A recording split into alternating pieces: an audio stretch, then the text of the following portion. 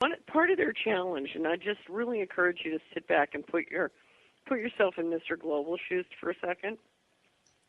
The new technology is so powerful, and our culture, our global culture is so primitive, and our model is so warlike that integrating that technology is very tricky and very dangerous.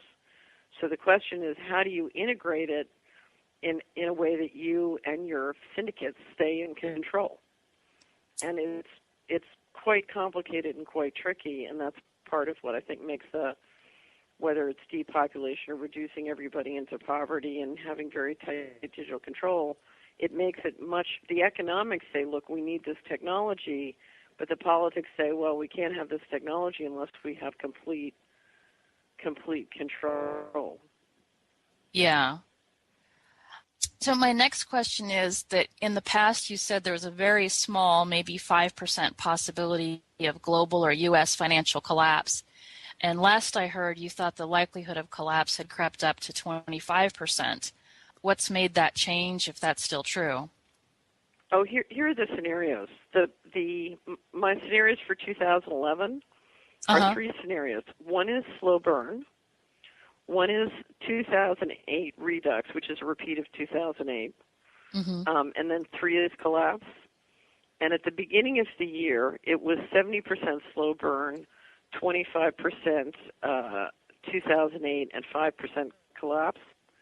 And then after Fukushima, I changed it to 65 slow burn, 25 to 30 2008, and 5% collapse.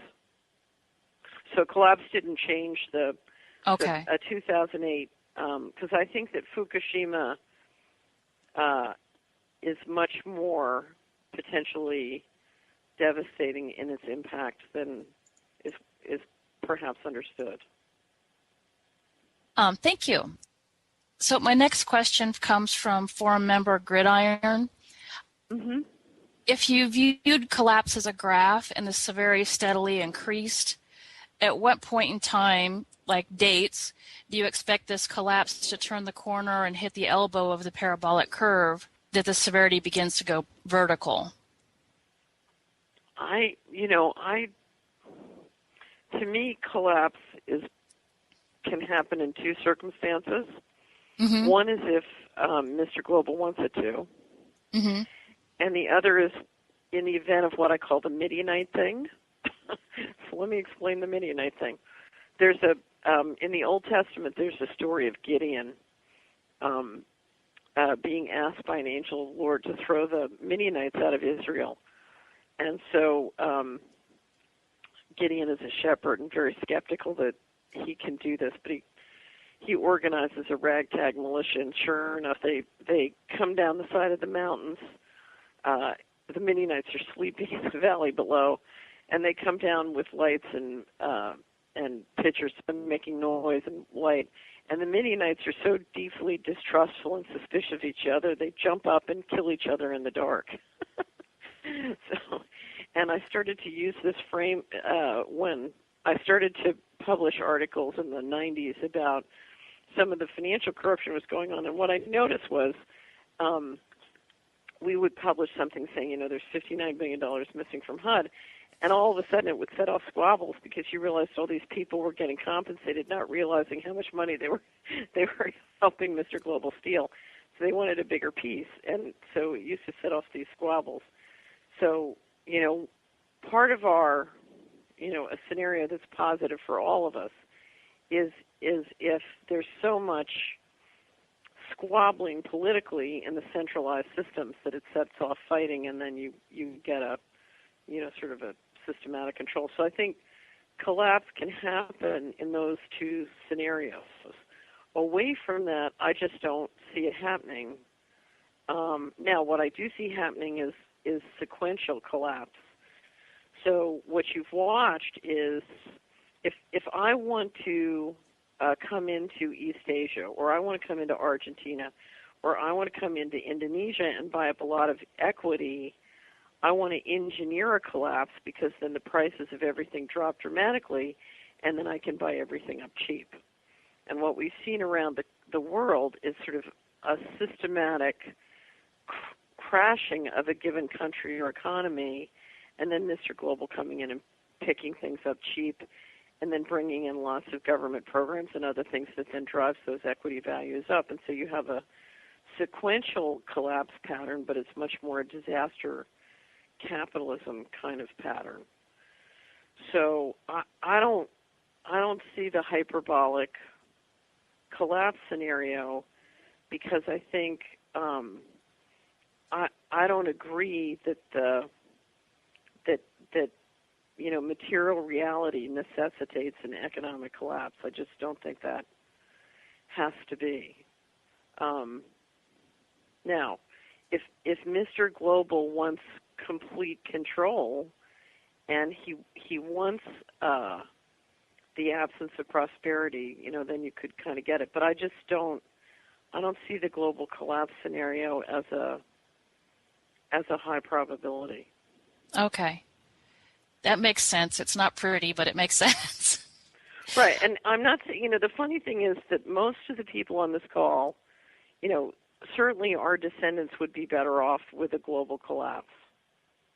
And I think, what I've seen over the last decade is again and again and again you have very hardworking, productive, sort of enlightened people hoping for the Big Bang, so the Y2K or the collapse, because right now we're in an Orwellian world where, all prices lie and everything's Orwellian, and up is down and down is up and nothing makes sense. And so there's this hope, this deep longing that this contrived system will hit the wall, fall apart, and at least then we can go back into a world where, there's some semblance of markets, no matter how wild and out of control. But at least it's an exit from the Orwellian nightmare. And I just think that while emotionally that can be very appealing, you have to be careful, because what I see is all the good-hearted people letting go of, thinking a collapse is coming, so they stop building the future, and meantime Carlyle's running around buying everything, out from under them. Yeah. So I would just, I'm not saying collapse can't happen, but I just think we need to be prepared for any one of, a number of possible scenarios. Because I'll tell you, if you look at the most powerful people in the world, they're getting $27 trillion of bailouts and using it to buy up everything. So they're not planning on collapse. That makes sense. Yeah. Right. They're planning on buying up everything, while persuade. I mean, here's the game. If I'm Mr. Global, I want you to buy my paper so that I can use your money to buy and control all the real things. Now, if you believe in collapse, you're not running around trying to buy all the real things because you're figuring, well, it's going to collapse. So, that kind of makes it easier for him. So I would be careful about how you think about collapse and how you use it as a scenario. Now, I have to tell you, when you see, I live in a county which has been in a state of collapse for, a long time, and I just drove back from San Francisco and saw town after town, towns that have collapsed. They're just hollowed out. And because that's what debasement does. It and the slow burn does. It collapses things, albeit in slow motion. And so collapse is happening all over, and we've been in a depression here for at least a decade. So it's absolutely happening. It's just not happening in the Big Bang way that we tend to think of it. Yeah. Well, thank you. And I think our next question is going to Plain. Okay. Catherine, this is Plain. You have referred to a possible economic war against Japan. And as a resident of Japan, I've observed a long series of suspicious occurrences here, from the Toyota shakedown to the earthquakes that took out the largest nuclear complex in the world 4 years ago. Those earthquakes were almost directly under the plant. And so I'm wondering, if you think there is an economic war against Japan, what is the thinking behind it? Well, you can only guess. I mean, I try and practice pattern recognition because so many times when you see events like this, they tend to happen as tension is building on a number of economic fronts. So Fukushima happened as General Motors was really struggling. Toyota was just clocking them. And you had a bunch of new investors and the U.S. government in and trying to get out. And I really think if Fukushima hadn't happened, we could see, as of today, General Motors is, reporting improvement in sales. I think we could see General Motors really have hit a wall or on its way to hitting a wall if Fukushima hadn't happened. And it was sort of watching the GM story and who's involved that first rang a bell in my head and said, well, gee, this is awfully convenient. But I do think if you look at the U.S. long-term strategic interests in Asia, the greatest threat to the U.S. remaining the hegemon in Asia is not China, but really Japan, and particularly Japan if they ally with China. Now, we've certainly, since World War II, we've sort of organized the finances of Japan. We've harvested tremendous value from Japan, particularly with the yen carry trade and how we've sort of managed the debasement of their currency. So we've certainly soaked Japan for everything they're worth. But if you look at China, China has a couple of strategic weaknesses. They have an enormous population that they need to keep employed and working, and that makes them surprisingly fragile in terms of their politics vis-a-vis the United States. The second thing is, they don't have strong water resources and other resources. So they're remarkably, they have some real Achilles heels. Japan has enormous technology and intellectual capital.